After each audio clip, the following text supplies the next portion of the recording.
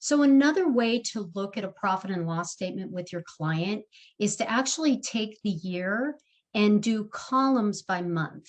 And the reason this is important is you want to be doing an analysis of month by month. What was rent? What was utilities? What was telephone?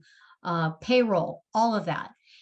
When you do columns by month on a profit and loss, you can easily see with the client if something has been maybe not dated correctly. So it could be that they paid their rent on March 31st rather than April 1st. So they coded the money out transaction to the month of March. When you do a spread of that profit and loss statement month by month, you can see easily that rent was double booked in March and there's no rent in April. So it's a great way to help your client look at their data, make sure month by month everything's trending and expenses are looking the same across the board if that's what they're expecting.